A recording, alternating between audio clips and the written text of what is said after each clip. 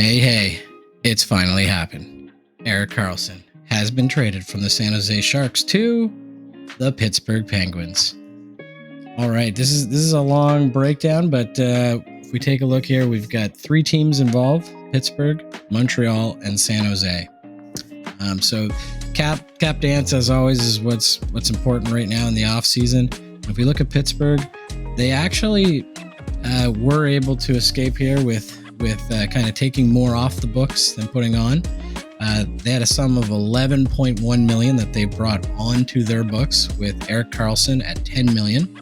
$1.5 million is retained, or 13% from San Jose. You've got Rem Pitlick at $1.1 million for 1 year, who's also joining their team. And then Dillon Hamaliuk, who will likely be playing most of his time in the AHL.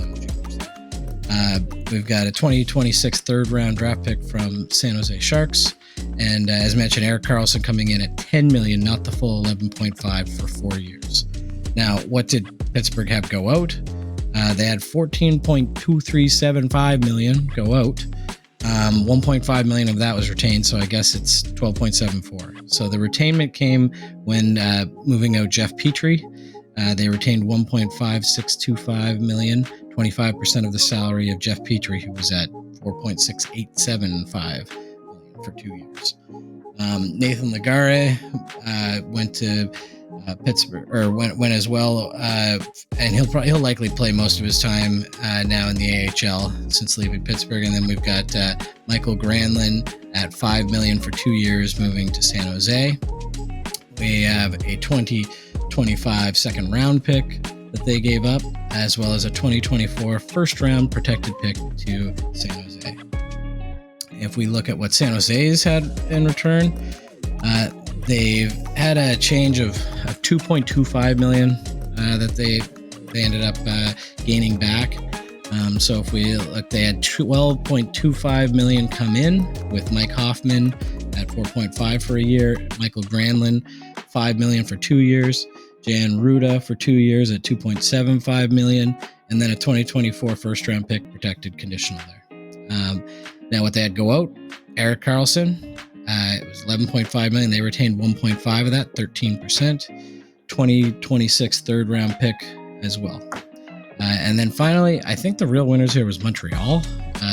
Even though it's all about Karlsson in this trade, Montreal ended up coming in at $6.4875 million that they brought in, and a change of plus $887,500. Not a big change in their cap, but they were able to get Jeff Petry with $1.562500 retained, so 25% his salary retained.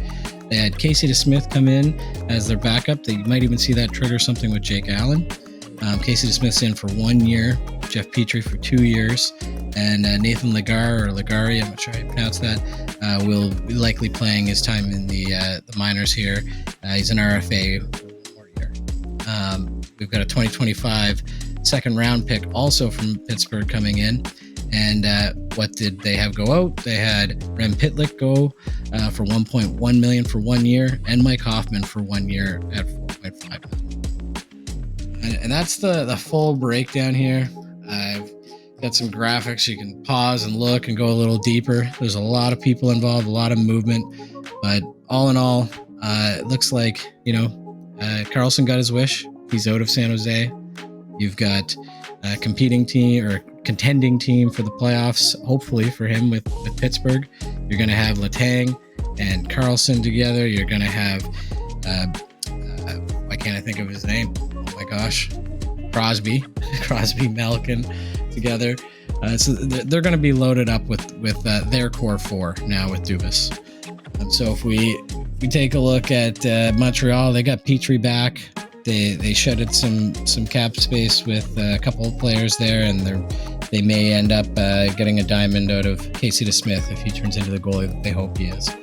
If we look at San Jose, they were able to shed the cap of having Karlsson, and then they picked up a couple of strong forwards with Hoffman and Granlund. So all in all, good for everybody. Everybody's happy, and be interesting to see which team ends up panning out to have done the best in the short term and long term. Talk to you soon. Max Smith.